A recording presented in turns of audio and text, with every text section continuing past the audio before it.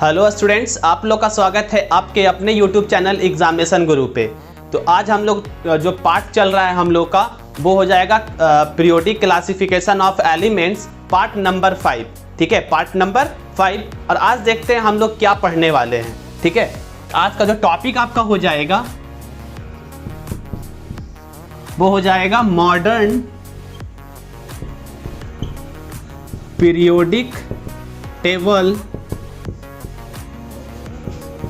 Bye Henry Mauchly.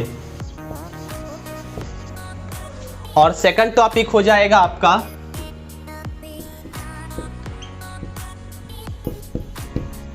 Mendeleev periodic table corrected with atomic number. ठीक है, atomic number, इसके बारे में भी हम लोग थोड़ा सा देख लेंगे। और थर्ड टॉपिक हो जाएगा आपका modern periodic table in detail कि यहाँ पे कैसे इसको अरेंज किया गया है। ठीक है, तो आज का हम लोग का ये 3 टॉपिक होने वाला है। ठीक है, अगर आपको वीडियो अच्छा लगेगा तो लाइक कीजिएगा और चैनल को सब्सक्राइब कीजिएगा। वीडियो को अपने फ्रेंड के बीच में शेयर जरूर करें। ठीक है, अब यहाँ पर देखिएगा जो पार्ट नंबर आपका इसके जस्ट पहले का था 4 था, तो वहां पे हम लोग देख लिए थे मैंडलिफ का अचीवमेंट और लिमिटेशन। ठीक है, चलिए टाइम को वेस्ट नहीं करते हैं, टॉपिक पे आते हैं।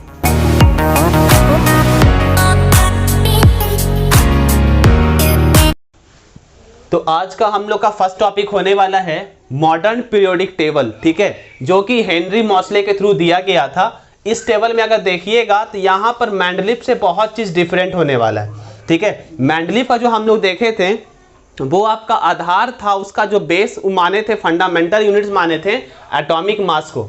ठीक है, एटॉमिक मास को वो फंडामेंटल यूनिट्स माने थे।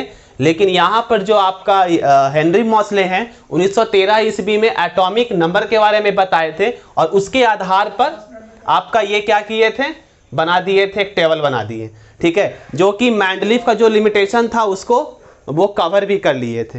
एक्चुअली जो वहाँ पे जो लॉ था हेनरी मॉसले का, वो एक्चुअली अगर देखिएगा तो वो आपका हो जाता है एटॉमिक नंबर के बारे में पता किए थे कैसे, एलिमेंट्स, कोई भी एलिमेंट से एक्सरे क्रॉस करवाए थे तो वहाँ पे एलिमेंट्स और एक्सरे के बीच में जो आपका जो रिएक्शंस हुआ था उसके अकॉर्डिंग उनको एटॉमिक नंबर के बारे में पता चला था। तो उसको हम लोग बोलते थे हेनरी लॉ।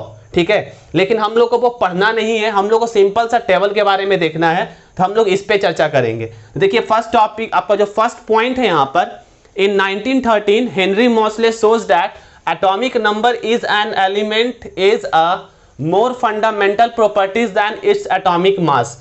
ये बोल दिए क्या चीज, जो यहाँ पर आपका जो फंडामेंटल यूनिट्स है वो है आपका एटॉमिक नंबर। एटॉमिक नंबर जो है वो मोर फंडामेंटल यूनिट्स है किसके तुलना में, एटॉमिक मास के तुलना में। और इनके बारे में कुछ और भी बता देते हैं। इनके अकॉर्डिंग कहा गया था जो एटॉमिक नंबर है, जो एटॉमिक नंबर है वो नेचुरल नंबर के रूप में होगा। ठीक है, नेचुरल नंबर के रूप में, that means 1 2 3, that means whole number होगा। तो आपका यहाँ पर नेचुरल नंबर इसलिए बोल रहे हैं क्योंकि वो 1 से स्टार्ट होता है, होल नंबर शुरू होता है 0 से। ठीक है, तो वो बोले कि नेचुरल नंबर के बेस पे होगा, इसमें कोई फ्रैक्शनल नंबर नहीं होता है। एटॉमिक नंबर में कोई फ्रैक्शनल नंबर नहीं होता है। लेकिन एटॉमिक मास में देखिएगा वो आपका नेचुरल नंबर भी हो सकता है और फ्रैक्शनल फॉर्म में भी होगा। ठीक है, लेकिन निगेटिव नहीं जाता है। ठीक है, निगेटिव में नहीं होगा। तो यहाँ पे बोलेंगे नेचुरल नंबर के साथ साथ वो फ्रैक्शनल फॉर्म में भी होगा, लेकिन वो नंबर निगेटिव में नहीं जाएगा। तो यहाँ पर वो बोल दिए क्या चीज कि आपका जो यहाँ पे मास जो है, मास नंबर जो है, एटॉमिक मास जिसको बोलते हैं, वो फ्रैक्शनल नंबर में होता है, लेकिन एटॉमिक नंबर जो है वो नेचुरल नंबर में होगा, वो फ्रैक्शनल में नहीं होगा, अकॉर्डिंग टू हेनरी मॉसले। ठीक है, तो यहाँ पर ये बोल दिया एटॉमिक नंबर जो है मोर फंडामेंटल यूनिट है with respect to atomic mass. इसके बाद का देखिए पॉइंट देखिए, electronic configuration is the perfect basis for the classification of elements. अब यहाँ पर इलेक्ट्रॉनिक कॉन्फ़िगरेशन के बारे में ये बताए थे कि इलेक्ट्रॉनिक कॉन्फ़िगरेशन के आधार पे ही वो सेट किया जाएगा और ये सबसे परफेक्ट मीडियम है जिसके थ्रू हम किसी भी एलिमेंट्स को क्लासिफाइड करेंगे। ठीक है, तो इलेक्ट्रॉनिक कॉन्फ़िगरेशन का भी ऑलरेडी मेरे पास वीडियो हम अपलोड कर चुके हैं, अगर आप नहीं देखे हैं चैनल के प्लेलिस्ट में जाकर चेक कर सकते हैं, ठीक है। उसके बाद का जो अगला पॉइंट है, modern periodic law can be stated as follow, properties of elements are periodic function of their atomic number. अब यहां पर देखिएगा मेंडलीफ का कहना था सेम यही चीज था, बस डिफरेंस ये था कि यहां पर वो एटॉमिक मास किए थे, ठीक है। उनका जो लॉ में आया था periodic function of atomic mass, लेकिन ये बोले हैं एटॉमिक नंबर का ही क्या है, पीरियोडिक फंक्शन है। एटॉमिक नंबर के बेस पे ये पीरियोडिक फंक्शन कर रहा है, ठीक है। अब यहाँ पर इनका ये कुछ कहना था, इसी के बेस पर जो मेंडलीफ का लिमिटेशन बना था उसको ये सॉल्व किए थे, ठीक है। तो यहाँ पर पहला जो पॉइंट है, यहाँ पर Mendeleev periodic table corrected with atomic number, ठीक है। Position of isotopes is clear now. कैसे क्लियर हो गया, क्योंकि वो दिखा रहे हैं एटॉमिक नंबर पे, अभी आपको हम उस टाइम बताए थे कार्बन का एटॉमिक नंबर 6 है, ठीक है, एटॉमिक नंबर 6 है और एटॉमिक मास हो जाता है 12, 13, 14। जब ये एटॉमिक नंबर के आधार पे किए हैं तो जो जहां पे एटॉमिक नंबर 6 कार्बन का दिखा रहा है सब आइसोटोप्स वहीं पर रहेगा। तो इनके अनुसार ये पोजीशन भी सॉल्व हो गया। अगर हम मेंडलीफ के व्यू से अगर देखें तो एटॉमिक नंबर 12 को वो दिखाए हैं, 13 को नहीं दिखाए थे, 14 को नहीं दिखाए थे। जब एटॉमिक मास के आधार पे वो सेट किए थे तो उनको हर आइसोटोप्स को दिखाना चाहिए था, लेकिन उस समय आइसोटोप्स के बारे में पता ही नहीं था, दैट्स वाई वो उसके बारे में डिस्क्राइब नहीं किए थे। उसके बाद अगला पॉइंट देखिएगा, पोजीशन ऑफ कोबाल्ट।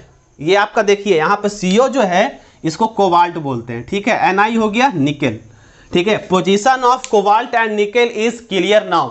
उस समय क्लियर नहीं था, ठीक है। उस समय आपका कोबाल्ट और निकेल का पोजीशन जो है वो क्लियर नहीं था।